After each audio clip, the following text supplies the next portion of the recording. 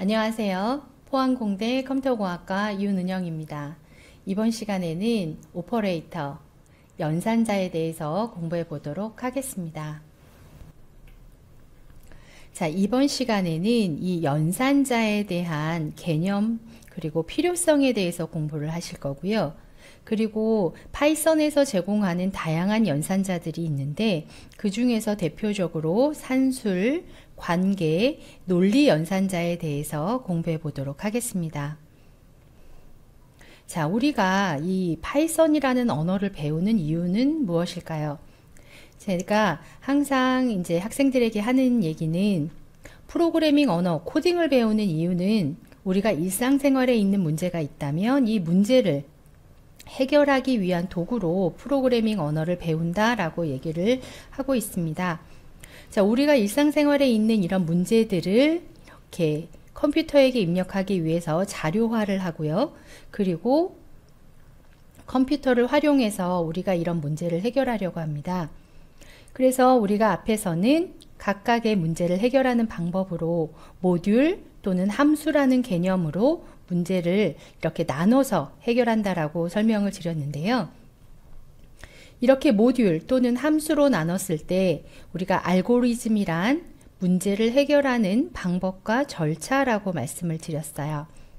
자, 이런 문제를 해결하기 위해서 우리가 이렇게 알고리즘을 구성을 해야 하는데 이 알고리즘을 구성하는 데 있어서 연산자라는 것이 어떤 역할을 하는지 개념부터 살펴보도록 하겠습니다.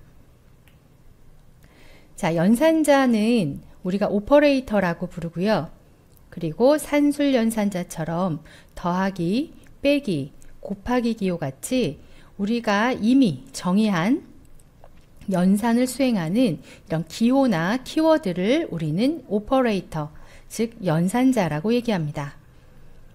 그럼 이 연산자가 왜 필요할까요? 이 연산자는 제가 생각하기에는 이런 문제를 해결하는 방법에서 이 도구, 장비와 같은 역할을 한다라고 생각을 합니다. 여러분들께서 이 연산자의 사용 방법과 우선순위를 잘 알고 계시면 우리가 문제를 해결하는 데 있어서 아주 다양한 도구를 여러분들이 활용하실 수 있을 것이라 생각합니다. 자, 그렇다면 이 연산자에 대해서 용어를 좀 알아두시는 것이 좋은데요. 우리가 연산한다 라고 하는 걸 오퍼레이션이라고 얘기합니다. 이 오퍼레이션에 참여하는 변수나 이런 값을 피연산자, 즉 오퍼랜드라고 얘기하는데요. 연산자는 오퍼레이터, 그 다음에 피연산자는 오퍼랜드라고 부르죠. 그래서 이러한 용어들을 알아두시면 여러분들께서 앞으로 설명 들으실 때 좀 더 도움을 받으실 수 있습니다. 자, 첫 번째로 이제 우리 일상생활에서 가장 많이 사용하는 산술연산자를 좀 살펴볼 텐데요. 자, 여기에 산술연산자에 제가 대입연산자도 같이 넣어놨습니다. 우리가 일상생활에서 더하기, 빼기, 곱하기, 나누기를 많이 사용하죠. 그래서 이 컴퓨터에서도 여러분들께서 사용하시는 이 연산자를 같은 의미로 이렇게 연산자를 만들어 놨습니다. 자, 그런데 이 앞에 대입연산자를 보시면 이 정수 3이라고 하는 것을 A에다가 대입해라 이런 의미를 가지고 있죠. 그리고 여기에는 지금 5 더하기 3이라는 이 결과를 5 더하기 3을 더한 값을 A에 넣으세요 라고 하는 이런 기호를 의미합니다. 그리고 이제 파이썬에서 조금 달라진 부분이 있다면 이 나누기, 몫에 대한 이런 연산자가 하나 더 생겼는데요. 이 부분은 5를 3으로 나눈 뒤에 소수점을 버리고 A에 대입해라 라고 하는 우리가 몫을 구하는 이런 연산자를 파이썬에서 새롭게 이렇게 만들었다라고 볼 수 있습니다. 이 나머지 값을 구하는 연산자는 우리가 C 언어에서도 다뤘던 연산자이거든요. 그런데 파이썬에서 이런 나누기에 몫을 구하는 것, 그쵸? 나누기라고 했던 것에 하나를 더 더해서 나누기의 몫을 구하는 연산자가 하나 더 생겼고요. 그리고 우리가 제곱승을 많이 구하죠. 그래서 여기에서는 곱하기를 2개를 만들어서 이 제곱승이라고 하는 제곱이라고 하는 연산자를 하나 더 추가했다라고 볼 수 있습니다. 그래서 여러분들이 파이썬에서 제곱을 구하실 때는 5의 3제곱을 A에 대입해라 라고 할 때 다음과 같이 이러한 형태로 여러분들이 사용하실 수가 있습니다. 실예를 한번 본다면 5를 A에 대입해라, 그리고 B에 3을 대입해라 라고 한 다음에 프린트 A 더하기 B 빼기 곱하기 나누기, 그 다음에 나누기의 목, 그 다음에 이건 나머지죠. 나머지 값 제곱승을 이렇게 출력해라 라고 하시면 다음과 같은 결과를 여러분들께서 확인하실 수 있습니다. 연산자를 여러분들께서 그 언어에 따라서 잘 알아두시면 여러분들께서 알고리즘을 만드실 때 조금 더 편리하게 사용하실 수가 있는 거죠. 자, 그래서 모든 연산자에는 우선순위가 있는데요. 산술 연산자의 우선순위는 일단 괄호가 가장 우선순위가 높습니다. 그리고 곱셈 또는 나눗셈, 그 다음에 덧셈, 뺄셈, 이런 형태로 이렇게 수행이 되는데, 우리가 일상생활에서 수학에서 우리가 덧셈, 뺄셈, 곱셈, 나눗셈이 있을 때 우리가 곱셈, 나눗셈을 먼저 하는 걸 알고 계시죠? 그래서 컴퓨터에서도 일반적인 우선순위는 사람들이 사는 데 있어서 미리 정해놓은 규칙들을 따르고 있습니다. 그리고 또 하나 파이썬에서 좀 달라진 점을 보시면 다음과 같이요. A, B, C 라고 해서 왼쪽에 이렇게 콤마를 이용을 해서 그 변수를 나열한 다음에 값을 대입하는 것을 이렇게 순서적으로 2, 3, 4 하면 2가 A에 들어가고 3이 B에 들어가고 4가 C에 들어가는 형태로 이렇게 대입이 좀 더 편리해지는 그런 특성을 가지고 있습니다. 그래서 이렇게 대입한 후에 다음과 같이 더하기 빼기 더하기 곱하기 이런 식으로 이제 연산을 수행해라 라고 하면 이 연산의 결과를 다음처럼 확인하실 수 있습니다. 그리고 이제 문자열과 숫자의 상호 변환에 대해서 설명드릴 텐데요. 문자열이 이 인트 가로 이런 그 함수가 있습니다. 이런 함수에 의해서 정수로, 플롯 가로 함수에 의해서 실수로 변경을 할 수가 있는데요. 자, 다음과 같이 S1, S2, S3에 자, 여기에는 문자열을 의미합니다. 문자를 나열한 것이에요. 여기에는 지금 숫자로 보이지만 얘를 문자처럼 취급하겠다라고 할 때 쌍따옴표로 이렇게 표기를 할 수 있습니다. 그래서 100, 100.123, 다음에 99999 이렇게 되어 있는 것을 다 쌍따옴표로 표기를 했죠. 이렇게 해서 문자열로 이렇게 저장을 했는데 나는 이것에 대해서 정수로 연산을 하고 싶어요. 자, S1에 대해서 100이죠. 이 100으로 되어 있는 얘를 문자열이 아닌 숫자로 바꿔서 연산을 하고 싶은 겁니다. 그래서 100 1 더하기 1이죠. 이렇게 하기 위해서는 이 S1을 지금 현재는 문자열인데 int라고 하는 데이터 타입으로 바꿔서 연산해 주세요 라고 하는 의미가 됩니다. 자, 그리고 여긴 소수점이 들어가 있죠. 그래서 이 소수점이 들어있는 실수의 형태로 내가 연산을 하고 싶어요 라고 할 때는 앞에다가 플로트라고 적어주시면 되고요. 그리고 나는 얘를 다시 int로 연산하겠습니다 라고 할 때는 이렇게 int로 적어줍니다. 그래서 C 언어에서는 일반적으로 앞에 타입을 적어주고 변수를 선언하는데 우리가 그 파이썬은 데이터 타입을 적지 않아도 변수를 생성해 주죠. 그렇지만 우리가 원하는 형태대로 데이터 타입을 바꾸시려면 다음과 같은 타입들을 여러분들이 알아두셔야 연산을 하실 수가 있습니다. 그래서 결과를 보시면 다음과 같이 int형으로 정수형이죠. 정수형으로 변환된 것을 확인하실 수 있어요. 자, 그렇다면 내가 숫자로 만든 것을 숫자로 선언했던 이런 변수를 문자열로 변환을 해서 내가 출력을 해보겠다 라고 할 때는 str이라고 하는 함수를 활용할 수 있습니다. 자, A에 100을 넣어라. 자, B에 100.123을 넣어라. 자, 요렇게 했을 때 바로 변수 선언과 같은 역할을 해준다라고 했습니다. 변수를 선언한 다음에 저는 요것을 100을 숫자가 아니라 문자열을 합하는 형태로, 즉 101이 아니라 1001 이런 형태로요. 문자를 이어붙이는 형태로 처리를 하고 싶은 겁니다. 그럴 때는 앞에다가 str이라고 하는 함수를 넣어서 나는 여기 A를 지금부터는 문자열로 쓰겠어요 라는 의미이고요.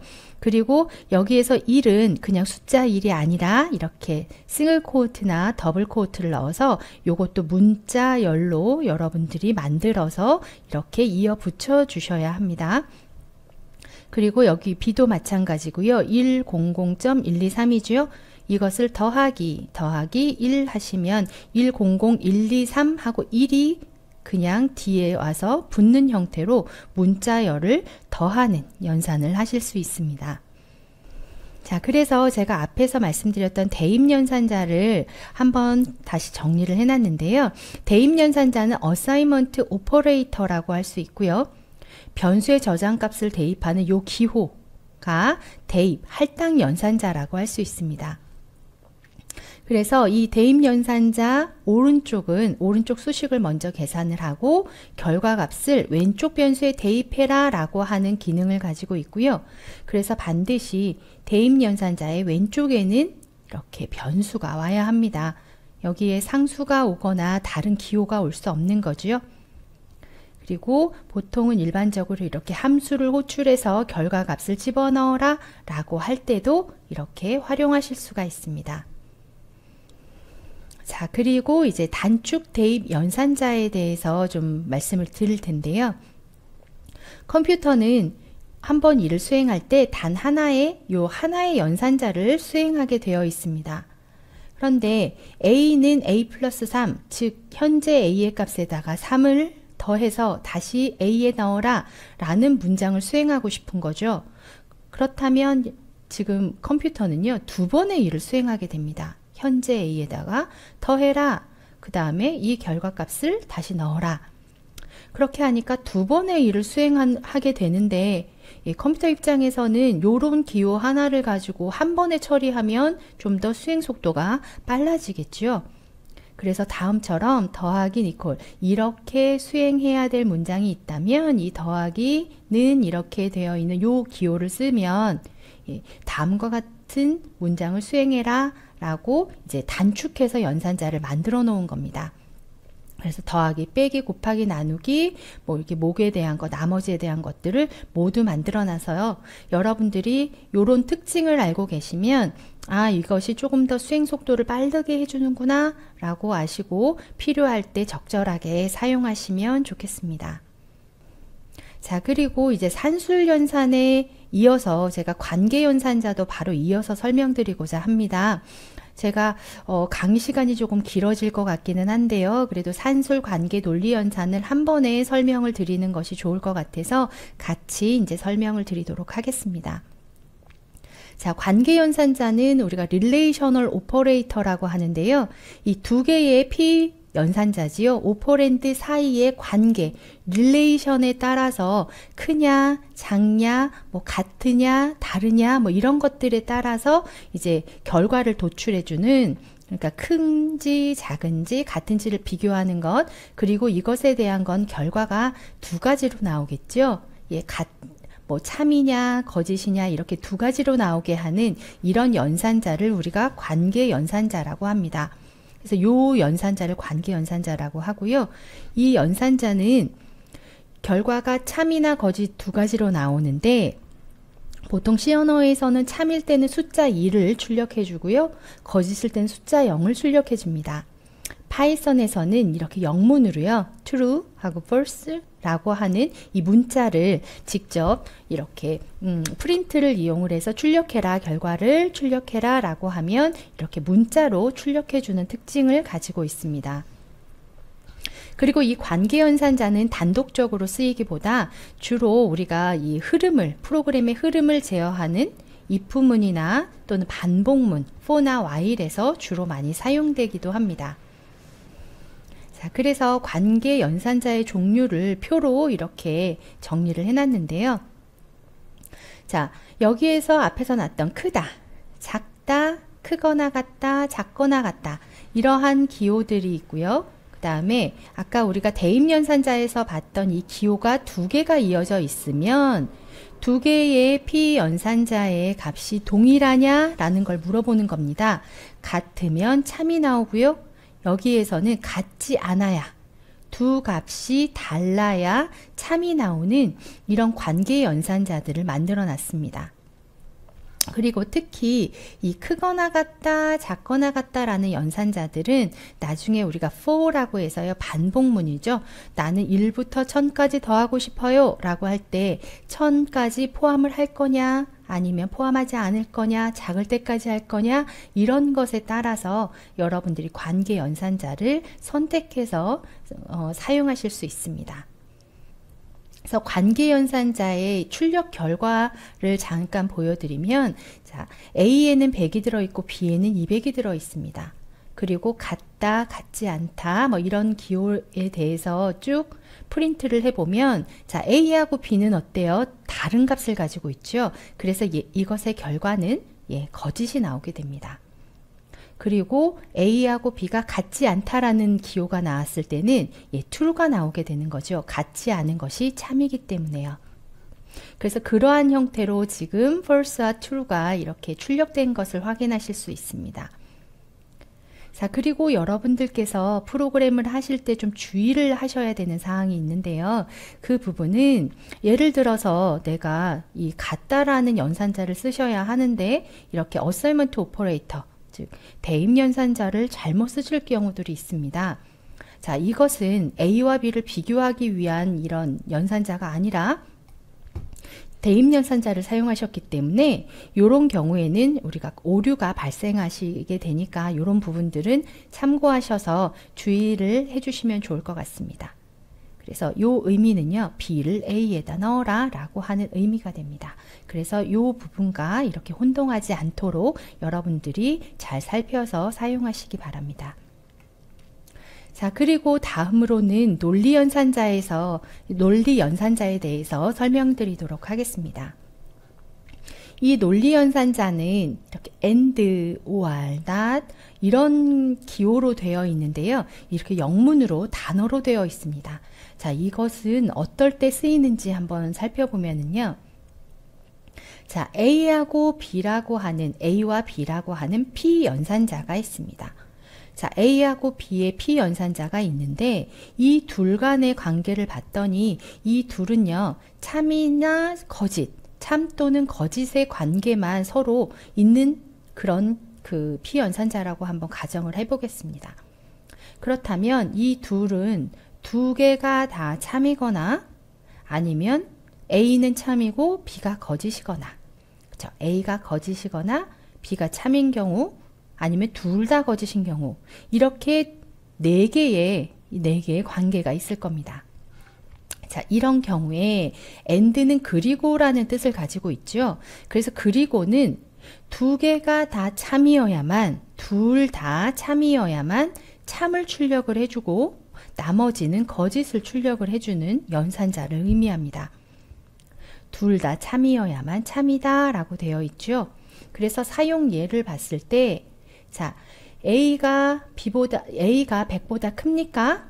아니면 A가 200이 더 큽니까? 이렇게 이제 문장이 나왔다면 이 두 개가 둘 다 참이어야만 출력이 참이 되는 그러한 연산자를 의미합니다.